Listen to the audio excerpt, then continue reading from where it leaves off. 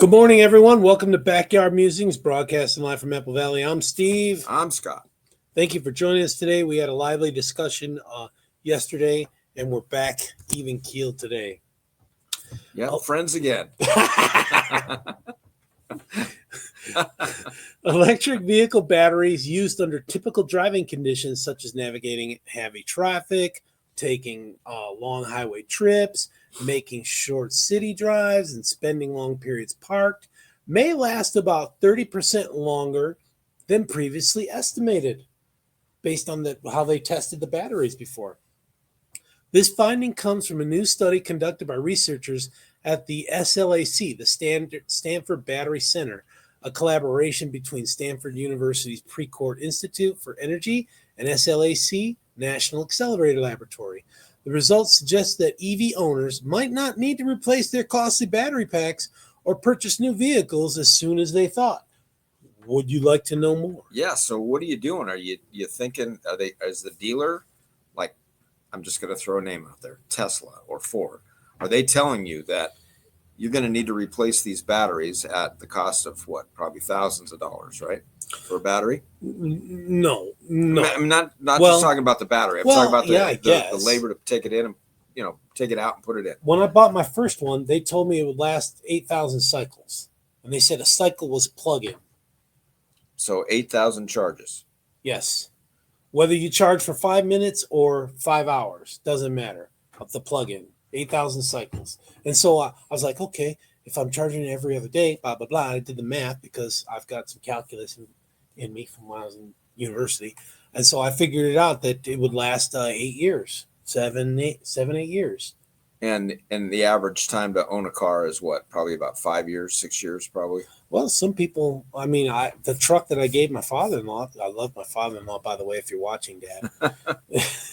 That truck I had from 2010 until a couple of years ago, 2 years ago. So that was 14 years. Yeah, no, and I keep my cars a long time. Yeah, but I think the average is about 6 years, I think. Maybe it's longer now. Then somebody buys a new one, gets a new one. Yeah, so you're going to be buying a new car, chances are, before you have to replace these batteries. But now think about the flip side when someone comes in for the used car. Oh, that's an EV car and it's 5 years old. I don't know. Battery's going to, go out. Have to replace them. Right. So this is good news. Yeah, exactly. So good news for the consumer, bad news for the dealer or whoever's selling the new battery, right? Because it's lasting longer. I mean, that's kind of the case on anything, the battery seller. It's like oil changes, right? They tell you to change your oil every 3,000 miles, but then you use synthetic, you can go 5,000 miles. But with this driving conditions, with this new technology, now it's okay, gangbusters. Let's make more EV cars and better batteries. Let's do it. That would be a selling feature, right? That would perk my interest more than it is right now. So, by testing batteries with dynamic discharge profiles that mimic actual driving scenarios, researchers found that these conditions could extend battery life, debunking some long-standing assumptions about EV battery degradation. Traditionally, battery scientists and engineers have tested new battery designs in laboratories by cycling them through repeated charge and discharge process at a constant rate. This approach allows researchers to quickly assess battery life and other performance characteristics. However, these tests may not accurately reflect real-world driving conditions, leading to overly conservative lifespan estimates, like we're just talking about. So yeah. So this is not a good way to predict the life expectancy of EV batteries. This discharge, like consumer electronics, when they test things, that just continually put it through a motion or whatever. Yeah. So quick question here, what's on my mind? Yeah. You're an EV guy. You got 2 EV cars, and you've had some issues with one of your cars.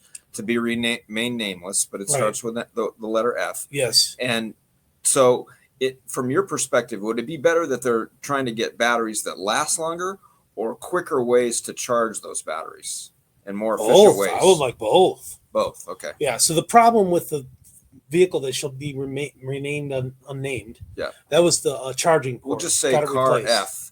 So car F had the truck F had the charging port replaced and copacetic. Now. Yeah, if you want to hear dependable, and if you really want to hear about that, Steve has a great video about that. Yeah, that was our special edition. Yeah, but we did take that truck F across the country, and it charged fine. It was just to Took a long time to charge. It just happened to be that one time that you were stuck in the bowels of Baker. So I don't mean to be. It was twice. Once in Vegas and once in Baker. Okay. All right. We don't want to bring up that kind of stuff right now. So we're getting along today. So anyway. Okay. This is not a good way to predict the life expectancy of EV batteries, especially for people who own EVs for everyday commuting, according to the study published on December 9th in Nature Energy. While battery prices have plummeted about 90% over the past 15 years, batteries still account for almost a third of the price of a new EV. So that's a lot. Yeah, it is. Current and future EV commuters may be happy to know that their batteries last longer than anticipated. Okay, so here's a quote. "We've not been testing EV batteries the right way," said Simona Ornori. My Simona. Yeah. Senior author and associate professor of energy science and engineering in the Stanford Dorr School of Sustainability. Oh, I had no idea. A school of sustainability. I must have missed that pamphlet when they were talking about that school. Anyway, to our surprise, real driving with frequent acceleration, braking that charges the batteries a bit, which I had no idea. Stopping to pop into a store. The accelerator, or the what's that? Alternator. Alternator. Is sorry, that charge? Yeah. Is it? So there's one of that those helps on charge the battery for regular cars. Oh, got it. Yeah. Okay. But when you're braking, though, that's energy charge given back to the. That's a feature. Prius has had that. That was a great selling point for Prius. So that's a feature on EV cars. Yeah. And hybrids too. Yeah. Okay. Who knew? Stopping to pop into a store and letting the batteries rest for hours at a time helps batteries last longer than we had thought based on industry standard lab tests. I wonder how the cold affects the longevity too, because cold, it's hard to start those batteries. Remember, a lot of people were Chicago part at the airport. Was that last year or earlier this year? Drained. Won't start. Yeah. Yeah. Last year. Yeah. When we first started up the channel. Right. And then we had issues with who was that? Someplace where they couldn't charge because of the cold. Was that the same? Chicago, man. Same. Okay, so it was Chicago. Okay. So in cold climes, Yeah. Yeah. I wish we have that here too, right? Mountainous areas. Yeah, but it's not as bad as Chicago. Chicago, yeah. The researchers designed 4 types of EV discharge profiles, from the standard constant discharge, that was one, to dynamic discharging based on real driving data. The research team tested 92 commercial lithium-ion batteries for more than 2 years. That's a long time to test them. This is my job. I'm going to go to job. I'm going to test this battery. They probably got a book that they're reading and they press the button to test. You know what I'm saying? That would be boring, man. Okay, so again, I got mark your spot here. I got to ask this. So if you're driving long distances, not starting and stopping constantly, like city driving, that would be detriment to that battery. Long distance driving, like that road trip you took back to Michigan, that wasn't as hard on your batteries, or does it really matter? Because we never drove more than an hour and a half before we went to the next charge. Oh, wow. Is that right? Yeah. And then how long were the charges? 20, 30 minutes? 20, 30 minutes, yeah. Whoa. And some were off the beaten path, So there almost needs to be like a fast lane for EV cars that you can travel to make up that time that you're losing. Well, if you're charging, if we're getting these, we reported on this, the new types of like solid state batteries make you charge faster, and it lasts the charge lasts longer, so that's going to help. And research and companies are researching this right now. Big auto manufacturers are researching it. Well, I know as the older we get too, they tell us that as we travel in cars, we need to stop every couple hours. Yeah, well, Cameron needed it to blow off steam. Yeah, no, that makes 5 sense. years old. We brought a little scooter, and he was riding around the scooter while we were charging. Right, and then people with pets, they need to stop. Not ideal, but it's good for a small child. But man, if you're trying to make up time, holy cow! I mean, I travel. If I'm going to Utah, say we go there quite a bit. I travel 300 miles sometimes without stopping, depending on I do that with the gas truck. Yeah. So that's different. Yeah. So I want to point out that on those long distance drives, the cost was it was like almost double than gasoline. So you're wondering, well, why would you do that, Steve? Well, because most of my driving is in a radius around our home. Costing of But- charging that. Yeah, because the you weren't commercial you had to pay for the charge. Yeah, on the road it's like 64 cents a kilowatt hour Yeah. that you're charging for. And at my house, I'm charging for 23 cents a kilowatt hour. And that's even cheaper than gasoline. So that's why we made the decision to cut the gasoline off and go with, because we got solar, Because most of your driving is local. Well, yeah, most of it's local. Yeah. Yeah. And we can go across. You offset it with solar. We got to right? we got to bite the bullet going across the country, but I mean, we can do it. Right. Yeah. Or you could fly. Yeah, But I have girth. then you'd have to pay for carbon offsets. I but probably have that's to buy an- two That's another seats. discussion. Yeah. So Oh yeah, carbon offsets. yeah, you know. You're gonna trigger me, man. All right, the research We're team. getting along today. The research team tested 92 commercial lithium-ion batteries for more than 2 years.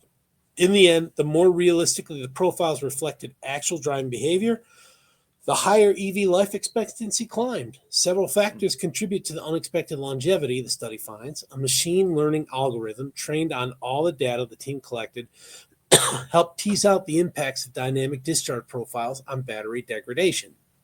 For example, the study showed a correlation between sharp, short EV accelerations and slower degradation. This was contrary to long-held assumptions of battery researchers, including the study's team, that acceleration peaks are bad for EV batteries. I just asked that. Pressing the pedal with your foot hard does not speed up aging. If anything, it slows it down, explained Alexis Geslin, one of the 3 lead authors of the study and a PhD student in materials science and engineering and in computer science in Stanford School of Engineering. Interesting. The research team also looked for deficiencies in battery aging due to many charge-discharge cycles versus battery aging that just comes with time. Your batteries at home that have been sitting unused in drawer for years will not operate as well as when you bought them, if they work at all. Quote, we battery engineers, I guess there's a profession for a battery engineer. Somebody has to do it, right? Somebody, yeah, have assumed that cycle aging is much more important than time-induced aging. That's mostly true for commercial EVs like buses and delivery vans that are almost always either in use or being recharged, or like forklifts that they use in a warehouse, said Geslin. For consumers using their EVs to get to work, pick up their kids, go to the grocery store, but mostly not using them or even charging them, time becomes the predominant cause of aging over cycling. Makes sense. Yeah, so I have lithium-ion battery powered tools, drills, saws. Yeah, me whatever. too. Yeah. And they are. You need that for a man card. Yeah. Well, but I mean, compared to the batteries that were maybe 10 years ago, 20 years ago, lithium ion, I mean, they hold their charge. Yeah. That you can, I mean, they're great, and I'm even talking like 12, 18 volts. So yeah. And you were talking, I think before the segment, you were talking about why didn't we have lithium before in cars? For car batteries. Yeah. Because they hold their charge so well. I think because of technology is what I think, and finding the minerals and making it cost effective. Yeah. So the study identifies an average discharge rate sweet spot for balancing time, aging, and cycle aging, at least for the commercial battery they tested. Luckily, that window is in the range of realistic consumer EV driving. Car makers could update their EV battery management software to take advantage of new findings and to maximize battery longevity under real-world conditions. Again, quote, going forward, evaluating new battery chemistries and designs with realistic demand profiles will be really important, said energy science and energy engineering postdoctoral scholar Li Zhu. Researchers can now revisit presumed aging mechanisms at the chemistry, materials, and cell levels to deepen their understanding. This will facilitate the development of advanced control algorithms that optimize the use of existing commercial battery architectures. So, yeah, the implications extend beyond batteries, the study suggests. Scientists and engineers could apply the principles to other energy storage applications as well as to other materials and devices in physical science, which aging is crucial, like plastics, glasses, solar cells, and some biomaterials used in implants. Yeah. Interesting. This work highlights the power of integrating multiple areas of expertise from material science, control, and modeling to machine learning to advanced innovation, Honori said. Makes perfect sense. Hopefully my solar panels will last longer. Yeah. So, we were talking about, I was kind of making light of this school in Stanford, but, computer science, computer engineers, this may be the next big thing, right? I mean, EV is, at least for some, they want to push that. That wants to be the new standard. So, Yeah. going to probably be in need for more battery engineers. Yeah. I don't know. I never saw a battery engineer curriculum when I went to college. Yeah, It's maybe maybe something something new. So, A niche in electrical engineering. Yeah. Yep. Or material science, too. Maybe a melding of the two. All right, folks. Thanks for joining us. Be ready for this afternoon. We'll have more information for you in the afternoon. Take care, everyone. Thanks. Yeah, be ready.